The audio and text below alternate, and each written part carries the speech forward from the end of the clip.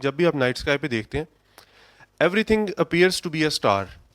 आपको मून नजर आएगा, मून के अलावा everything appears to be a star. So आम लोग जो है उनके लिए बड़ी प्रॉब्लमेटिक चीज़ होती है कि स्टार्स और प्लैनेट्स में डिफरेंशिएट कैसे करना है, कैसे पता चलेगा कि this particular thing is a star और इज इट अ प्लैनेट। तो उसके लिए बड़ा आसान सा फॉर्मूला है। वो ये कि बचपन में, जैसे अभी बच्चे भी यहाँ पे बैठे हैं, हम सब पढ़ते थे कि twinkle twinkle little star, how I wonder what you are. So stars हमेशा ट्विंकल करेंगे, स्टार्स ट्विंकल करेंगे, प्लैनेट्स ट्विंकल नहीं करेंगे। तो जब भी आप नाइट स्काई पे कुछ देखें, उसे कुछ 10-15 सेकंड के लिए देखें, अगर तो वो ट्विंकल कर रहा है then it is a star, और अगर वो ट्विंकल नहीं कर रहा इट इज अ प्लैनेट। तो ये है नंबर 1 रूल कि इससे आप फौरन पता कर सकते हैं कि ये प्लैनेट है या स्टार्स है। सेकेंडली है कि प्लैनेट्स आर ब्राइट। प्लैनेट्स जो है वो ब्राइट होंगे, वो आपको नजर आएंगे इजीली। जैसे जुपिटर इज वेरी ब्राइट, अभी शायद 9 बजे के करीब जुपिटर आपको आसमान पे नजर आएगा। So it is very bright, nobody can miss it. आप देखते ही आप कह सकते हैं कि यार ये कौन सा स्टार है जिसे मैंने देखना है, लेकिन आप गौर से देखेंगे इट इज नॉट ट्विंकलिंग।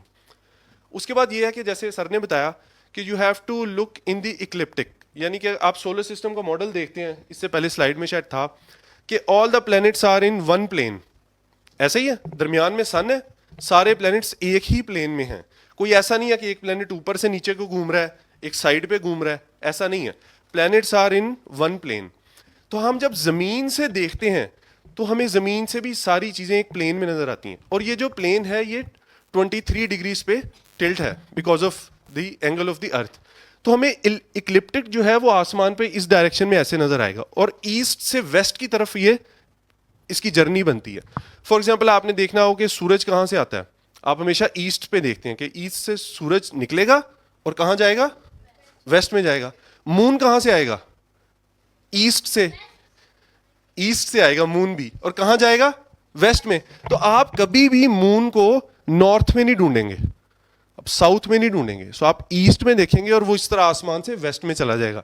इसी तरह प्लैनेट्स भी हैं, प्लैनेट्स राइज करते हैं ईस्ट से और जाते हैं वेस्ट पे, और ये एक ही प्लेन में जाते हैं। यानी जिधर आपको सूरज का प्लेन नजर आएगा, आपको पता है कि सूरज आसमान पे ऐसे मूव करता है, तो उसी प्लेन पे ही सारे प्लैनेट्स हैं।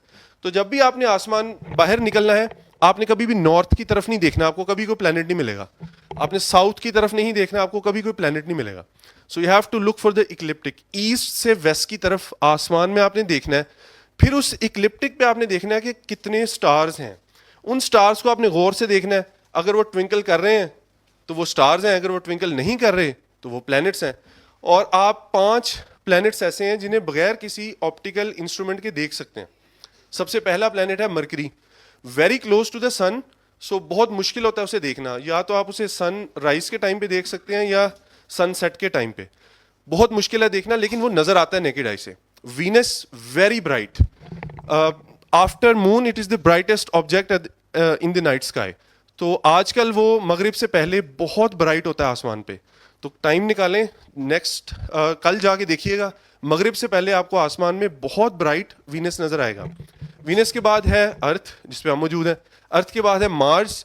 मार्स हमें रेडिश टोन में नजर आएगा ऑलमोस्ट मिडनाइट पे।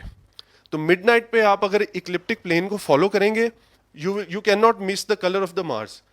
आज कल थोड़ी स्मोक है तो शायद नजर ना आए, लेकिन वरना वो रेडिश टोन में आपको नजर आएगा। उसके बाद है जुपिटर, बहुत ब्राइट, बहुत बड़ा आसमान पे नजर आता है, बहुत इजी है उसे फाइंड करना। उसके बाद है सैटर्न। सैटर्न जो है वो थोड़ा छोटा है, उसे ढूंढना थोड़ा मुश्किल है।